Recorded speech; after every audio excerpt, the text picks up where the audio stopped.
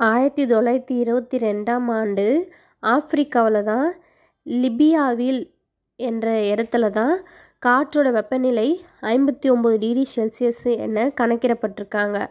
அதே மாதிரி நம்மளுடைய உலகிலேயே மிக குறைந்த வெப்பநிலை எங்கன்னு பார்த்திங்கன்னா அண்டார்டிக் கண்டத்தில் தான் வெப்பநிலை வந்து மிக குறைந்த வெப்பநிலைன்னு கண்டுபிடிச்சிருக்காங்க.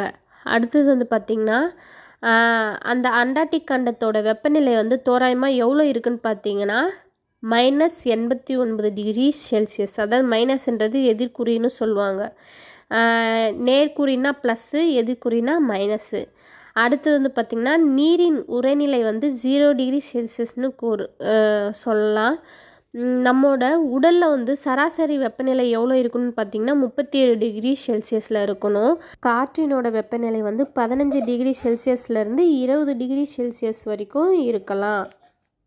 காற்றோட வெப்பநிலை வந்து 15 டிகிரி செல்சியஸ்லேருந்து 20 டிகிரி செல்சியஸில் இருக்கிறதால நம்ம மனித உடல் வந்து பார்த்திங்கன்னா குளிர்ச்சியாக இருக்குன்னு சொல்கிறாங்க.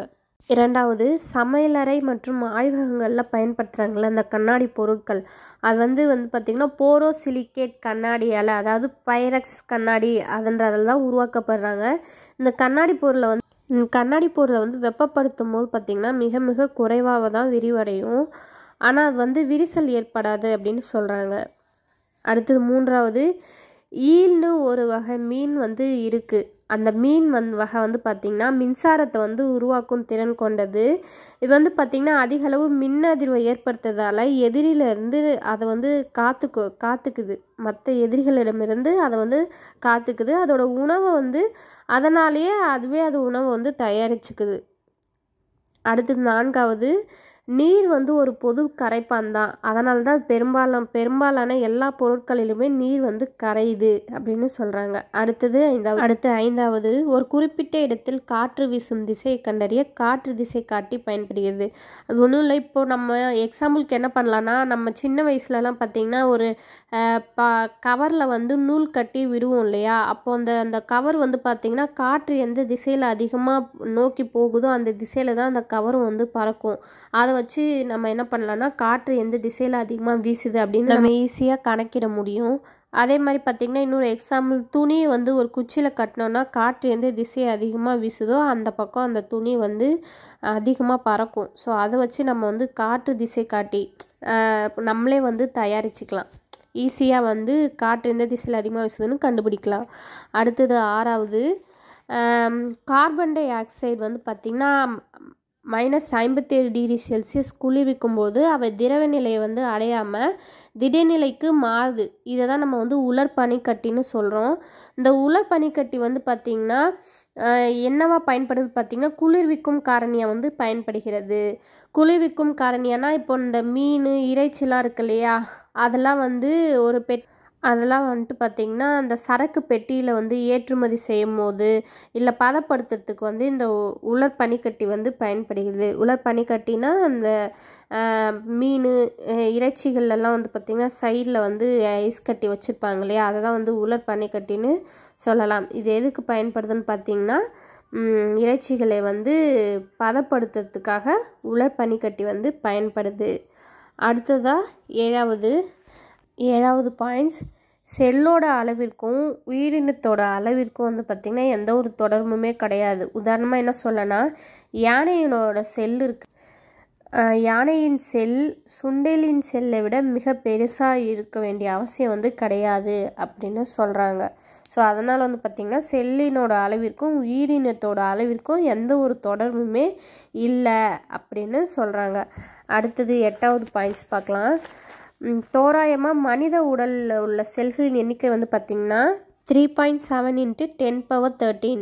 அடுத்தது 9வது பாயிண்ட்ஸ், நமது உடலில் வந்து பார்த்திங்கன்னா மிக சிறிய எலும்பு எதுன்னு பார்த்திங்கன்னா உள்காதில் உள்ள அங்கவடி அப்படின்ற எலும்பு தான் மிகச்சிறிய எலும்பு அப்படின்னு சொல்லலாம். இதோட நீளம் வந்து பார்த்திங்கன்னா 2.8 மில்லிமீட்டர் நீளம் தான் இது.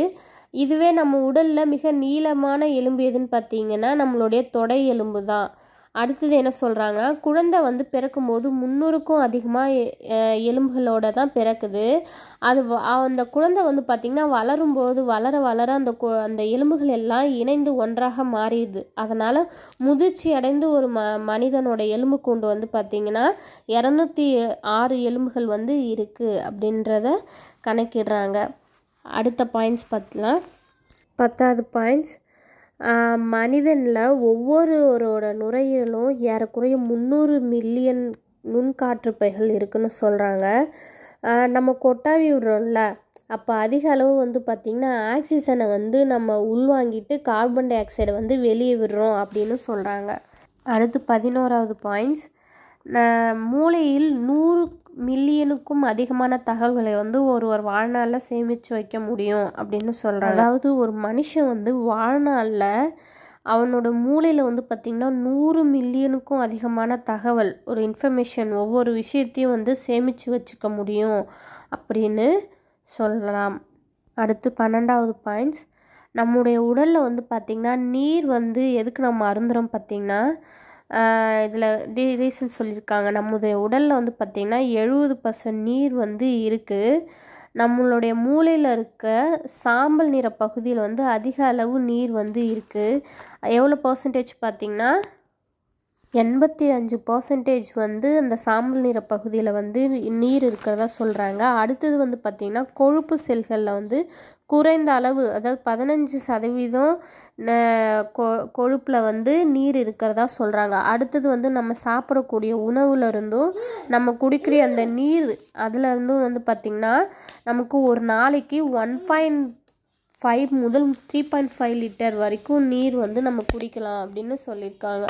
ஸோ இது வந்து பார்த்திங்கன்னா பர்சன்டேஜ், நம்மளுடைய உடலில் வந்து 70% வந்து நீர் இருக்குது அப்படின்னு சொல்கிறாங்க.